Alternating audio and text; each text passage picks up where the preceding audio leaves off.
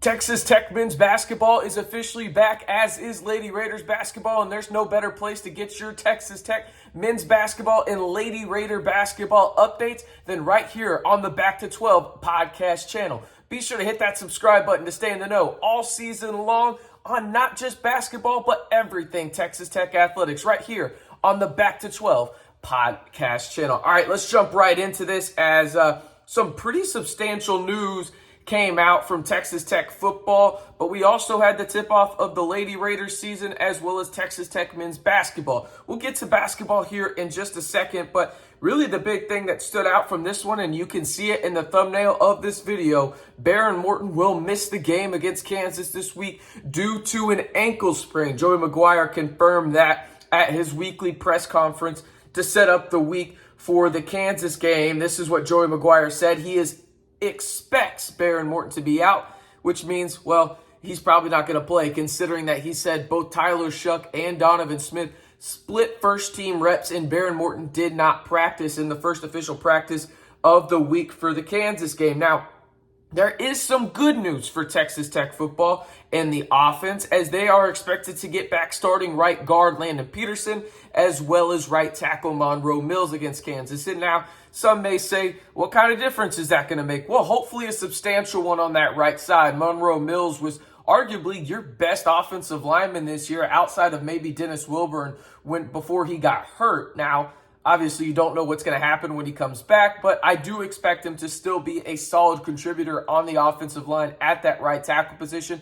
And Landon Peterson has had his moments of brilliance, but he's also kind of been a roller coaster, much like the Texas Tech offensive line in general. But he is a stalwart there. He has a lot of starts and a lot of experience. I expect him to make at least an impact in his first game back. So it's good to have that right side of the offensive line back. Now, that also doesn't mean there might be some shuffling. Joey McGuire also talked about Monroe Mills might switch over to left tackle. There's just always going to be a competition on the offensive line week in and week out, and it's no different with these guys back in the fold. Now, as I mentioned, Texas Tech at the quarterback position has been splitting first-team reps this week. Joey McGuire went as far to say is he wants to know the starting quarterback and know and tell that player that they are the starting quarterback against Kansas by Thursday. Now, will that actually happen?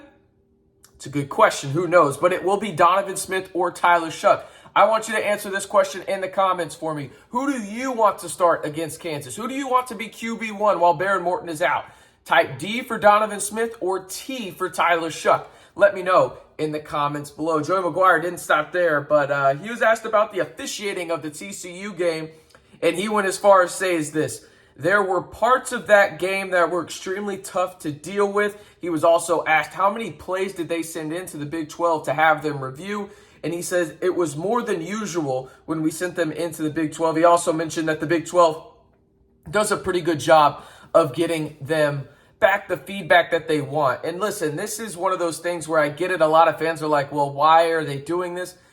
It's to know the rules a little bit better, and hopefully those rules are predictable week in and week out. Obviously, there is some human element to this, right, when it comes to officiating, and sometimes officiating is going to be wrong, and it happens, and sometimes it swings the momentum. And that's, I think, what happened a little bit at TCU, and things just got away from Texas Tech after that Tyree Wilson I'll even go ahead and far as say phantom face mask call, because listen, you got to close your hand. You can hit the guy a little bit in the face when you go for a tackle. As long as you don't pull or grab, it is not a face mask according to the NCAA rulebook. Tyree Wilson did neither one of those things on TCU's Max Duggan, but it's in the past. It doesn't matter. We're on to Kansas week, and the big news for Texas Tech football is that Behren Morton is out this week. It will be Donovan Smit or Shough as QB1 for the Red Raiders against the surprising Kansas Jayhawks. Let's move on, though, as the Lady Raiders tipped off their season. We'll get them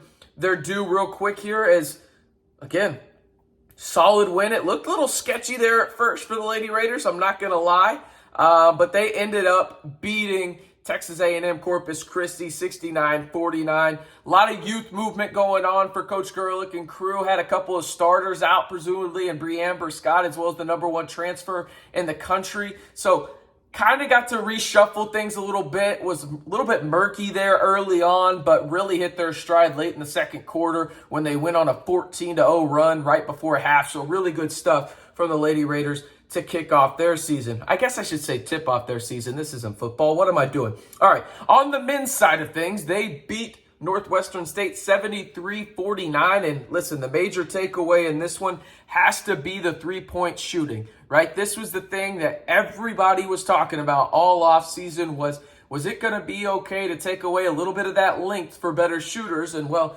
Texas Tech nearly shot 40% from three last night against Northwestern State. Now, the biggest Achilles heel, and Mark Adams even said so in his post-game press conference, was the turnovers. Texas Tech turned the ball over 20 times. It's just not good enough. And listen, it's the first game of the season. I don't want to be too critical. I understand that. But also you have to understand that this has been an issue all year long for them in their scrimmages and their practices. They have to get better at it. And again, it's the first game of the season, right? There's a lot of nerves. There's a lot of young guys on this team, right? You think about it. There's 7 underclassmen on this roster for Texas Tech. A lot of them have never played college basketball before, or meaningful college basketball in terms of their roles, right? So you look at that. That was something that stood out. Also, the assist numbers. Texas Tech had 19 assists. The ball movement was absolutely crisp. Sometimes it bit them in the you-know-what because of the turnovers, because it looked like they were trying to make everybody happy at times and not just being assertive, which is understandable, the first game of the year. But overall, I thought Texas Tech, in terms of what they were marketed as offensively, in terms of more shooters, more spacing, overall just better ball movement in a not 1980s offense, I thought it was perfect, and Steve Green deserves a lot of credit for that, and hopefully it can sustain moving forward. Now, the major talking point in this one in terms of the individual player was a guy that has been hyped up on Twitter, on Reddit, on wherever you get your Texas Tech news, even right here on the Back to 12 podcast channel, which if you haven't already, hit that subscribe button. I don't know what you're doing. Nobody else is giving you Texas Tech daily videos. I'm just saying.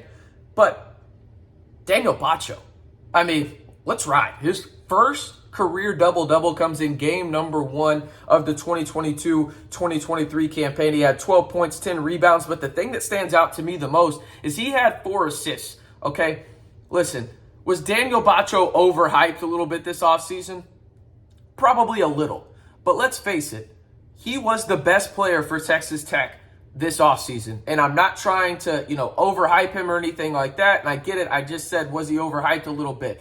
I understand. But this is not a hyperbole. This is not me exaggerating or anything. I got to watch 2 practices. Daniel Batcho was the best player at both practices. When Mark Adams comes out and says that Daniel Batcho was the best player for Texas Tech this offseason, whether that was in the scrimmages or just in the individualized aspect of getting their game better or against the scrimmages of just the team, you should take notice. And he proved that today against a guy that's 7'3", 315. And now I'm not saying he's a world beater or anything. He plays at Northwestern State, but he started his career at Missouri, right? Daniel Batcho went out there and absolutely dominated in a primary ball handler situation at some points where it was very weird. It was forced because it was at the end of the shot clock. But Daniel Batcho is absolutely going to have a major, and I mean major, impact on this Texas Tech roster this year because his offensive game is much more developed. He understands how to use his body a little bit more. That has transformed this offseason with Rich as the strength coach for Texas Tech men's basketball, right?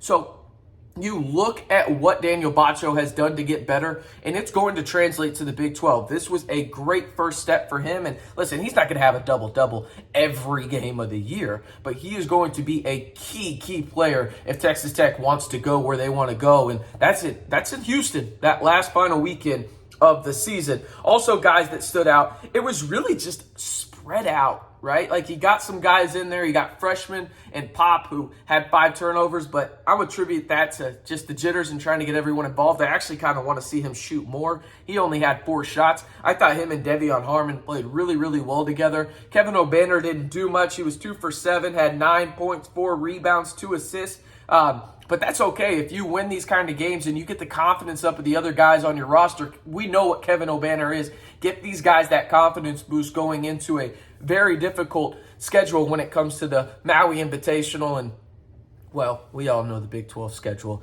as well. So again, Texas Tech Lady Raiders, they start off their season with a 69-49 win over Texas A&M Corpus Christi. And then the Texas Tech men's team wins 73-49 over Northwestern State. And again, Daniel Batcho was the big-time storyline in this one from the individual side for Texas Tech. But I'll tell you this, hey, you need to be excited about this offense. There is a lot of playmakers and a lot of spacing, which means there's going to be a lot of open shots for the shooters that Texas Tech brought in. And I'll be honest with you, they have a lot of them. One more time, I'm RC Maxfield. I appreciate you tuning in to this Texas Tech men's basketball and football video. If you haven't already, one more reminder, be sure to hit that subscribe button to stay in the know on Texas Tech athletics all year long right here on the Back to 12 podcast channel.